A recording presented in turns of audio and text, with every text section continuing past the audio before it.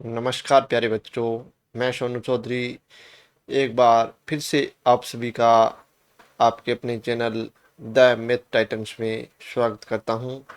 आज के इस वीडियो में हम हमारी कक्षा 10 की गणित विषय की प्रश्नावली 4 द्विघात समीकरण के बारे में पढ़ेंगे। तो सबसे पहले इस वीडियो में हम द्विघात समीकरण के बारे में बेसिक जानकारी प्राप्त करेंगे और फिर हम प्रश्नावली 4.1 के हमारे जितने भी प्रश्न हैं उन सभी प्रश्नों का हल है वो ज्ञात करेंगे और उन प्रश्नों को समझेंगे कि किस प्रकार हल करना है। तो पिछले प्रश्नावली 2 जो हमारी बहुपद है उसमें मैंने आपको बताया था कि बहुपद के शून्य किस प्रकार ज्ञात करते हैं, यानी बहुपद का मान जब हम 0 के बराबर रखते हैं तो हमें बहुपद के शून्य प्राप्त होते हैं। तो जो हमारा द्विघात बहुपद होता है उसको अगर हम 0 के बराबर रख दें तो वह हमारा द्विघात समीकरण बन जाता है। हमारे द्विघात बहुपद का मानक रूप है x square plus b x plus c.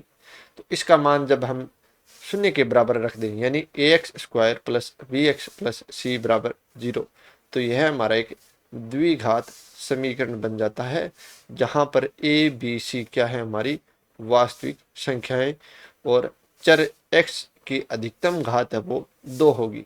तो द्विघात समीकरण में चर की अधिकतम घात 2 होगी और a का मान कभी भी शून्य के बराबर नहीं हो सकता, क्योंकि अगर शून्य के बराबर हो गया तो 2 घात वाला पद हमारा समाप्त हो जाएगा और वह समीकरण हमारी द्विघात समीकरण नहीं रहेगी। तो द्विघात बहुपद और के जो शून्यक होते हैं और द्विघात समीकरण के जो मूल होते हैं वो एक ही होते हैं, यानी दोनों एक ही आते हैं हमारे।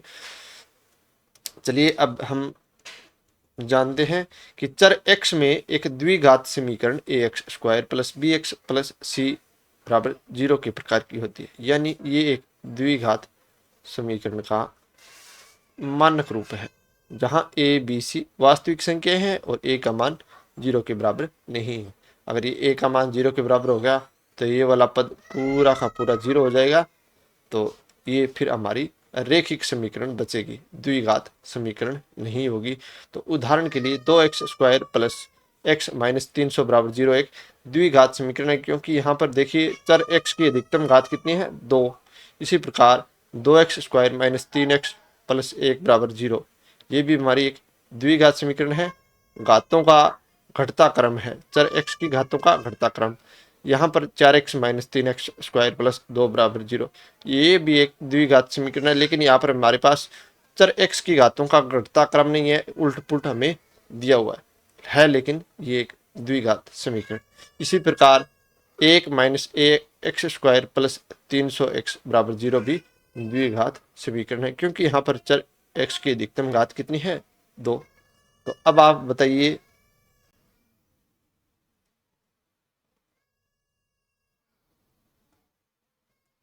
ये द्विघात समीकरण है क्या? तो आप देखेंगे कि यहाँ पर हमारा चर है वो x है और चर x की अधिकतम घात यहाँ पर हमें 3 दे रखी है, तो ये हमारा त्रिघात समीकरण है, ना कि द्विघात समीकरण। तो द्विघात समीकरण में चर की अधिकतम घात कितनी होती है, ये वाला अगर पद हम हटा दें तब हमारी द्विघात समीकरण बन जाएगी। तो वास्तव में कोई भी समीकरण px बराबर 0, तो px क्या होता है बहुपद, उसके बराबर 0, जहां px घात 2 का एक बहुपद है, एक द्विघात समीकरण कहलाती है। परंतु जब हम px के पद घातों के घटते क्रम में, यानी पहले 2 घात वाला फिर 1 घात वाला और फिर 0 घात वाला पद लिखते हैं तो हमें समीकरण का मानक रूप प्राप्त होता है। तो समीकरण का मानक रूप क्या होता है, a x square plus b x plus c बराबर 0 और ए 0 के बराबर नहीं है, द्विघात समीकरण का मानक रूप कहलाता है। तो इस प्रकार हमने द्विघात समीकरण के बारे में बेसिक जानकारी जो है वो प्राप्त कर ली है। चलिए अब हम प्रश्नावली 4.1 की तरफ चलते हैं, जहां हम प्रश्नावली 4.1 के प्रश्नों का हल है वो ज्ञात करेंगे।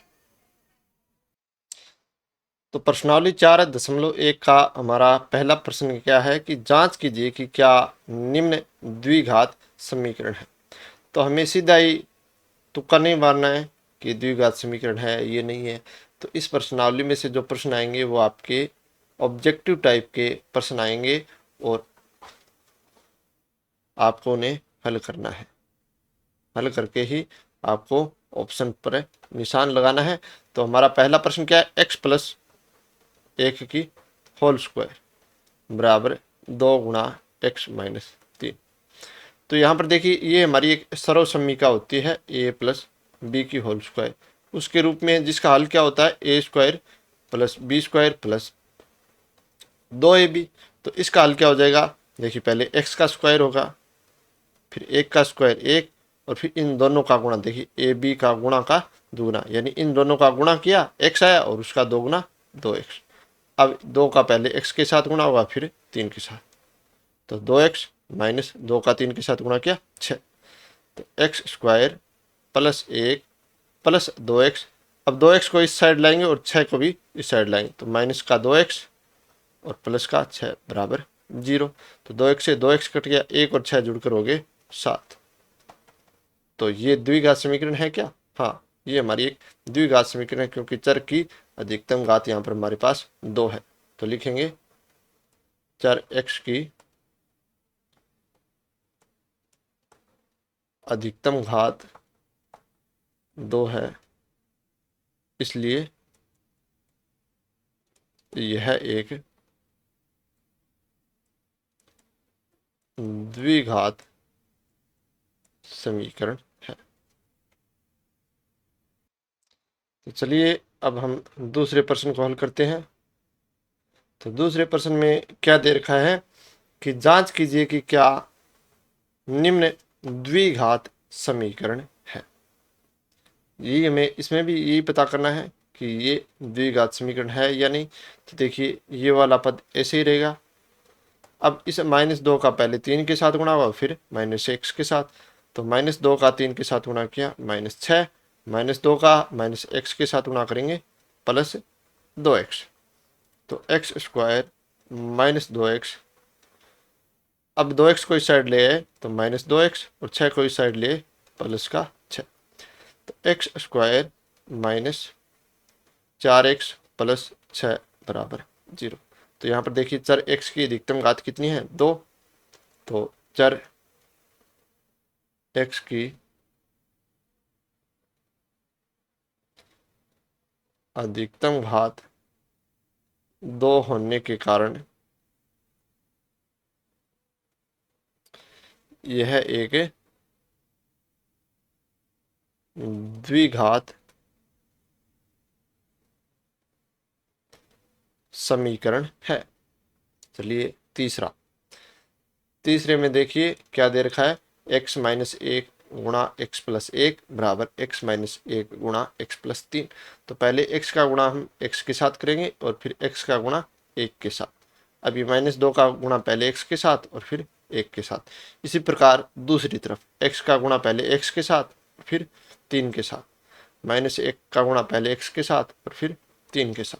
तो चलिए x का गुणा पहले x के साथ करेंगे तो x स्क्वायर आएगा, या हम लिख लेते हैं x माइनस 1 एक्स प्लस 1 बराबर x माइनस 1 और x प्लस 3।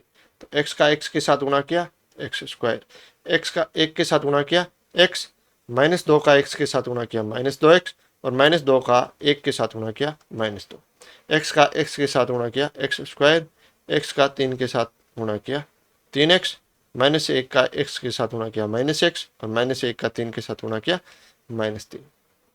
तो एक्स स्क्वायर, x में से 2x घटाए तो -x -2 बराबर एक्स स्क्वायर, 3x में से x घटाया 2x -3।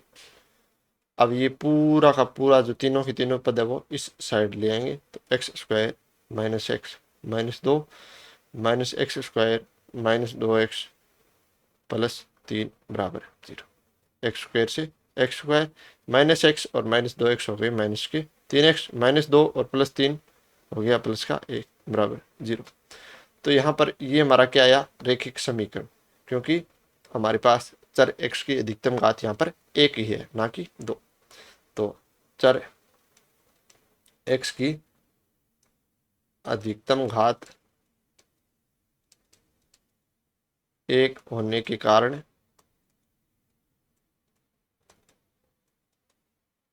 यह एक द्विघात समीकरण नहीं है।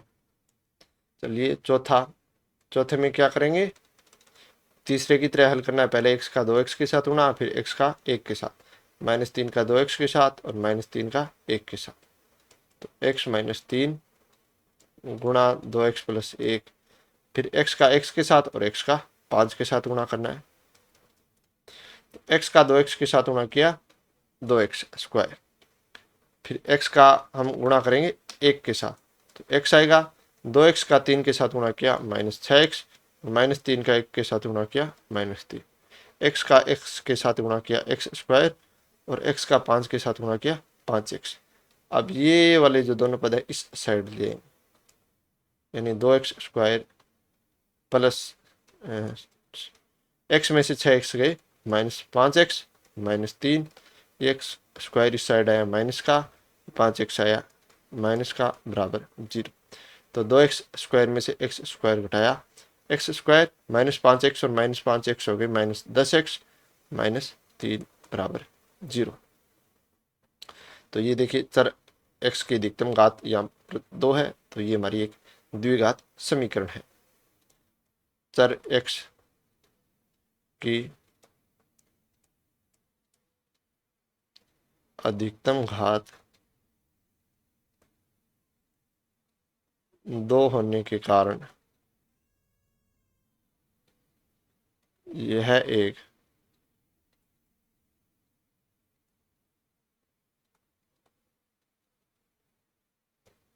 द्विघात समीकरण है। पांचवा देखिए, तो 2x का पहले x के साथ गुणा करना है, फिर 3 के साथ, 1 का पहले x के साथ फिर 3 के साथ, इसी प्रकार x का पहले x के साथ फिर -1 के साथ, 5 का पहले x के साथ और फिर -1 के साथ। तो 2x - 1 गुणा x - 3 बराबर x + 5 गुणा x - 1। तो 2x का पहले x के साथ गुणा करेंगे 2x², 2x का -3 के साथ गुणा किया -6x, -1 का x के साथ गुणा किया -x, -1 का 3 के साथ गुणा किया +3, x का x के साथ गुणा किया x², x का -1 के साथ गुणा किया -x और 5 का x के साथ किया 5x और 5 का -1 के साथ गुणा किया -5।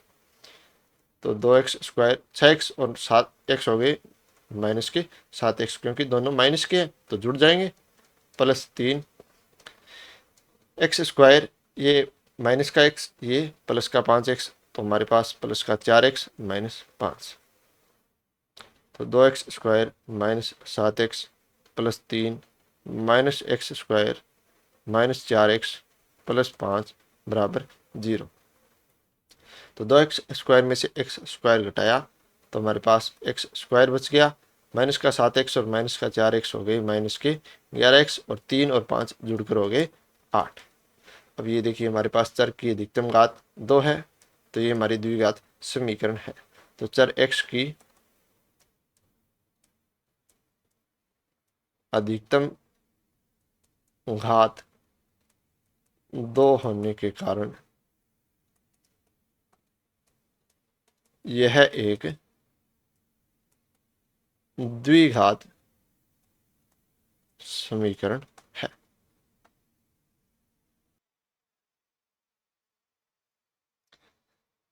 छठा प्रश्न देखते हैं, x² + 3x + 1 बराबर x - 2 की होल स्क्वायर हमें दे रखा है। तो इस साइड हमें a - b की होल स्क्वायर के रूप में एक सर्व समीकरण के रूप में दे रखा है, जिसका हल क्या होता है a² + b² - 2ab। तो देखिए x² + 3x प्लस 1। इसका हल क्या होगा?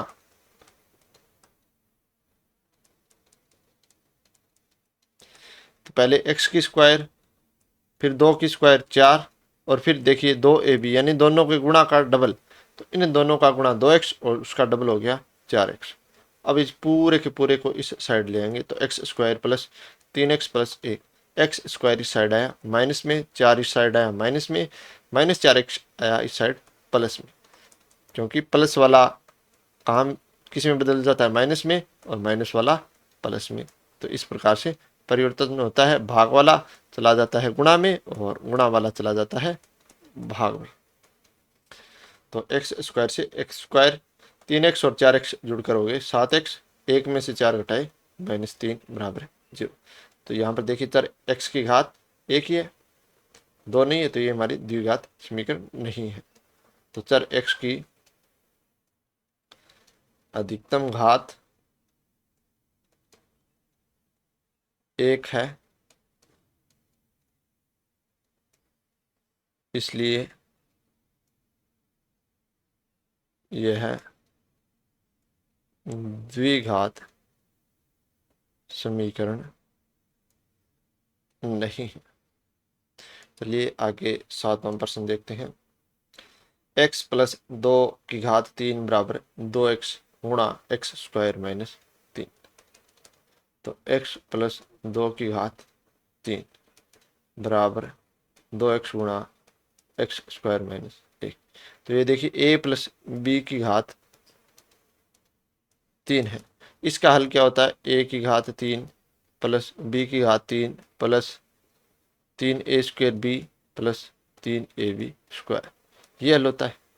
तो x की घात 3 x ही होगा, x की घात 3, 2 की घात 3 कितना होगा? 8। फिर देखिए 3 गुणा a स्क्वायर यानी x स्क्वायर गुणा b यानी 2, तो 3 2 6, 6x स्क्वायर। फिर देखिए 3ab स्क्वायर, तो 3 गुणा x गुणा 2 की स्क्वायर, तो 3 गुणा x गुणा 3 2 की स्क्वायर 4 यानी 12x, तो प्लस 12x। 2x का x स्क्वायर के साथ गुणा किया 2x की घात 3, और 2x का -1 के साथ गुणा किया -2x। ये वाले पद इस साइड ले है, तो x की घात 3 plus 8 plus 6x square plus 12x minus 2x की घात 3, और ये 2x प्लस में बराबर 0। तो x की घात 3 में से 2x की घात 3 घटाया तो माइनस x की घात 3 बचा, प्लस 6x स्क्वायर और 12x और 2x हो गए 14x, और ये हमारा 8 यहाँ पर आ गया। तो यहाँ पर हमारे पास चर x में अधिकतम घात 3 है, तो ये हमारा एक द्विघात समीकरण नहीं है। तो चर x में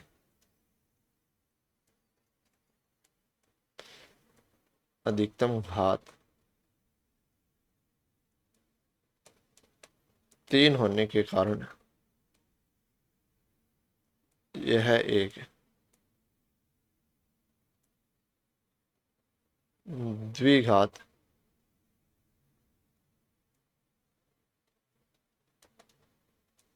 समीकरण नहीं है। 8वां प्रश्न देखिए। 8वें में क्या दे रखा है? x की घात 3 minus 4x square minus x plus 1, और ये a माइनस बी की घात 3 इस सर्वसमीका के रूप में दे रखा है। तो इसका हल क्या होता है? a की घात 3 माइनस बी की घात 3 minus 3a square B plus 3ab square. तो a है वो x है यहाँ पर, तो x की घात 3 माइनस b 2 है, 2 की घात 3 8 हो गया, फिर माइनस 3 गुणा एक्स स्क्वायर गुणा 2 यानी 3 2 6 एक्स स्क्वायर, फिर प्लस 3 गुणा a का मान x और b का मान 2 की स्क्वायर यानी 3 गुणा x गुणा 4 12x, तो प्लस 12x। ये सारे के सारे हम इस साइड ले आएंगे। तो x की घात 3 minus 4x square minus x plus 1 minus x cube, ये 6x स्क्वायर प्लस में, ये 12x माइनस में, ये -8 प्लस में बराबर 0। एक्स क्यूब से एक्स क्यूब कट गया, ये 6x² प्लस का, ये माइनस का, तो घटाव होकर 2x², ये माइनस का 12x और ये माइनस का x, तो माइनस के 13x जुड़ गए दोनों, प्लस का 1 और प्लस का 8 जुड़कर 9। तो यहाँ पर हमारे पास चर x की अधिकतम घात 2 है, तो ये हमारा एक द्विघात समीकरण है। तो चर x में अधिकतम घात 2 होने के कारण यह एक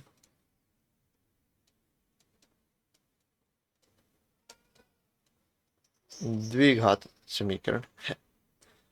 तो इस प्रकार हमने प्रश्न संख्या 1 के सभी 8 भागों का हल है वो ज्ञात कर लिया है। उम्मीद आपको इन 8 भागों का हल है वो समझ में आ गया होगा। चलिए अब हम प्रश्न संख्या 2 की ओर बढ़ते हैं। प्रश्न संख्या 2 में क्या दे रखा है कि निम्न स्थितियों को द्विघात समीकरणों के रूप में निरूपित करना है। यानी यहाँ पर हमें कुछ कथन दिए गए हैं, उन कथनों को हमें द्विघात समीकरण बनाना है। चलिए पहला प्रश्न देखते हैं। पहला प्रश्न क्या है, एक आयताकार भूखंड का क्षेत्रफल 528 वर्ग मीटर है, क्षेत्र की लंबाई मीटरों में चौड़ाई के दुगने से 1 अधिक है। तो हमें भूखंड की लंबाई और चौड़ाई ज्ञात करनी है।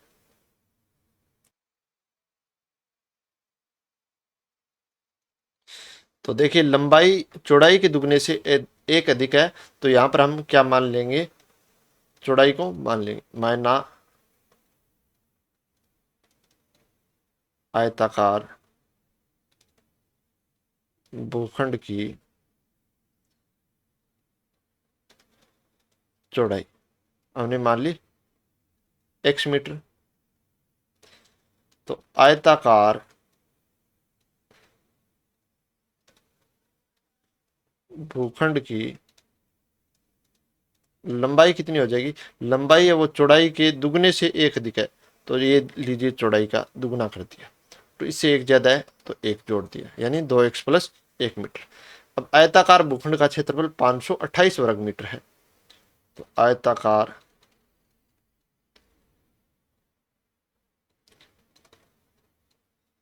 भूखंड का क्षेत्रफल कितना है, 528 वर्ग मीटर। तो आयत का क्षेत्रफल किसके बराबर होता है, लंबाई गुणा चौड़ाई। तो लंबाई 2x प्लस 1 और चौड़ाई x, तो गुणा कर देंगे बराबर 528। 2x का x के साथ गुणा किया 2x² और 1 का x के साथ गुणा किया x बराबर 528। तो 2x² प्लस x और 528 को हम इस साइड ले आए। तो इस प्रकार हमने इस कथन को, ये हमारी एक द्विघात समीकरण बन गई और द्विघात समीकरण में हमने इसको निरूपित कर दिया। यही हमारा उत्तर है। चलिए दूसरा प्रश्न देखते हैं। दूसरे प्रश्न में क्या दे रखा है कि दो क्रमांकित धनात्मक पूर्णांकों का गुणनफल 306 है, हमें पूर्णांकों को ज्ञात करना है। पूर्णांक कैसे हैं, क्रमांकित। जैसे मान लीजिए हमारे पास एक पूर्णांक है 71, अब अगला पूर्णांक ज्ञात करना है तो क्या करेंगे, हम 71 में 1 जोड़ेंगे यानी 72 आया। फिर अगला ज्ञात करना है तो 72 में हम 1 जोड़ेंगे यानी 73 आया।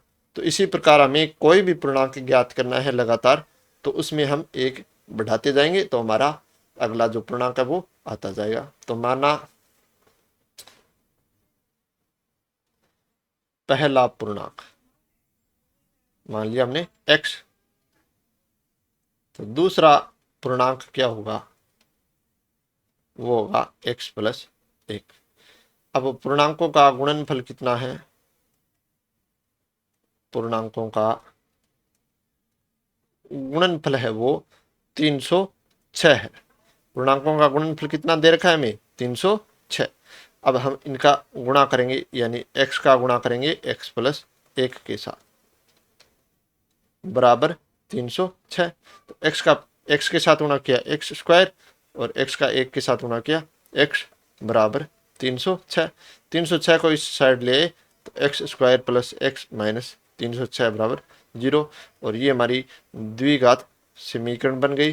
तो इस प्रकार हमने इस समस्या को द्विघात समीकरण के रूप में निरूपित कर दिया। चलिए आगे देखते हैं।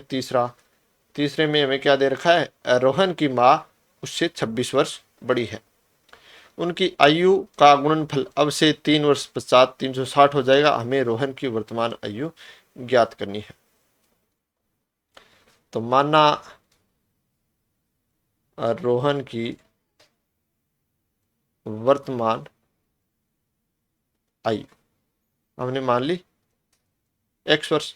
तो रोहन की माँ की वर्तमान आयु कितनी होगी ये बताइए। हमें कुछ दे रखा है प्रश्न में, तो हमें एक लाइन दे रखी है कि रोहन की माँ उससे 26 वर्ष बड़ी है। तो रोहन की माँ की वर्तमान आयु कितनी होगी, रोहन की आयु में हम 26 जोड़ देंगे, यानी x में हम 26 जोड़ देंगे। तो रोहन की माँ की वर्तमान आयु है वो x प्लस 26 वर्ष है। तो अब से 3 पश्चात, यानी वर्तमान से 3 वर्ष बाद उनकी आयु का जो गुणनफल है वो 360 है। तो आज से 3 साल बाद रोहन की आयु कितनी होगी। जैसे आज अगर रोहन 7 साल का है तो 3 साल बाद की आयु ज्ञात करनी है, तो हम क्या करेंगे, इसमें 3 जोड़ेंगे, यानी 10 वर्ष होगी। तो इसी प्रकार अगर रोहन आज x वर्ष का है तो 3 वर्ष बाद कितने का होगा, x प्लस 3 का। तो 3 वर्ष पश्चात रोहन की आयु x प्लस 3 वर्ष, और 3 वर्ष पश्चात रोहन की माँ की आयु कितनी होगी, x प्लस 26 प्लस 3, यानी x प्लस 29 वर्ष। तो अब 3 वर्ष बाद की आयु का गुणनफल कितना है, 360। 3 वर्ष बाद की आयु कौन कौन सी है, ये x प्लस 3 और x प्लस 29। तो इनका गुणा करेंगे, x प्लस 3 गुणा x प्लस 29 बराबर 360। तो x का पहले x के साथ गुणा करते हैं, x का 29 के साथ, 3 का x के साथ और 3 का 29 के साथ। तो x का x के साथ गुणा किया x स्क्वायर, x का 29 के साथ गुणा करेंगे 29x, 3 का x के साथ गुणा करेंगे 3x, और 29 का 3 के साथ गुणा करेंगे 87 बराबर 360। तो x स्क्वायर प्लस 29x और 3x हो गए 32x, प्लस 87x, 360 इस साइड ले माइनस में आ गया बराबर 0। तो x स्क्वायर प्लस 32x, 87 में से 360 घटाएंगे, यानी 360 में से हम 87 घटा लेंगे, घटाया 3, 15 में से 8 गए 7 और 2, माइनस का 273 बराबर 0। तो ये हमारी एक द्विघात समीकरण है। इस प्रकार हमने इस समस्या को द्विघात समीकरण के रूप में निरूपित कर दिया। यही हमारा इस प्रश्न का हल है। चलिए चौथा प्रश्न देखते हैं। चौथे प्रश्न में हमें क्या दे रखा है कि एक रेलगाड़ी 480 किलोमीटर की दूरी समान चाल से तय करती है। यदि इसकी चाल 8 किलोमीटर प्रति घंटा कम होती तो वह उसी दूरी को तय करने में 3 घंटे अधिक लेती। तो हमें रेलगाड़ी की चाल ज्ञात करनी है। तो माना रेलगाड़ी की चाल हमने मान ली x किलोमीटर प्रति घंटा। तो देखिए 480 किलोमीटर दूरी तय करने में लगा समय। तो 480 किलोमीटर दूरी तय करने में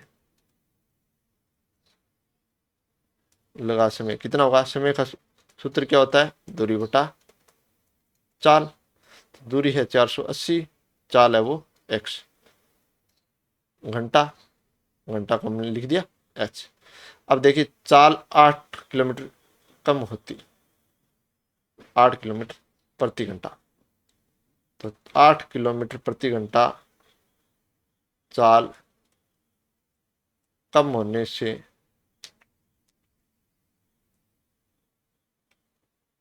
480 किलोमीटर दूरी तय करने में लगा समय, वो कितना आएगा 480 बटा में x माइनस 8 घंटा। अब वह उसी दूरी को तय करने में 3 घंटे अधिक लेती, यानी इस चाल से हमें ज़्यादा टाइम लगता है और इस चाल से कम टाइम लगता, और इसमें और इसका अंतर कितना है 3 घंटा। तो लिख लेंगे हम प्रश्नानुसार 480 भाग में x माइनस 8, और इसमें से घटाएंगे 480 भाग में x बराबर 3। तो अब भिन्न रूप में है तो x माइनस 8 और x का लय से लेंगे तो इनका गुणनफल आ जाएगा। तो इसका हम इसके साथ गुणा कर देंगे यानी 480x, और इसका हम इसके साथ गुणा कर देंगे यानी 480 गुणा x माइनस 8 बराबर 3। तो 480x माइनस 480x, 480 का 8 के साथ गुणा किया, 0 8 8 64 हासिल 6, 8 चौके 32 और 6 38, भाग में x का x के साथ गुणा किया x स्क्वायर, और x का माइनस 8 के साथ गुणा किया माइनस 8x बराबर 3। 480 से 480 कट गया। अब देखिए यहाँ पर क्या बचा 3840 बटा में x स्क्वायर माइनस 8x बराबर 3। 3 का की तरफ इस x स्क्वायर माइनस 8x का गुणा कर देंगे तो 3x स्क्वायर माइनस 24x। अब इस वाले पद को इस साइड ले जाएंगे तो 3x square minus 24x minus 3840 बराबर 0। पूरे में 3 का भाग देंगे तो x square minus 8x minus 1280 बराबर 0। ये हमारी एक द्विघात समीकरण प्राप्त होगी जो हमारी इस समस्या का हल है। तो प्यारे बच्चों, इस प्रकार हमने प्रश्नावली 4.1 के सभी प्रश्नों का हल है वो ज्ञात कर लिया है। उम्मीद है आपको इन सभी प्रश्नों का हल अच्छे से समझ में आ गया होगा। अब हम अगले वीडियो में प्रश्नावली 4.2 के प्रश्नों का हल है वो ज्ञात करेंगे। मिलते हैं अगले वीडियो में। जय हिंद, जय भारत।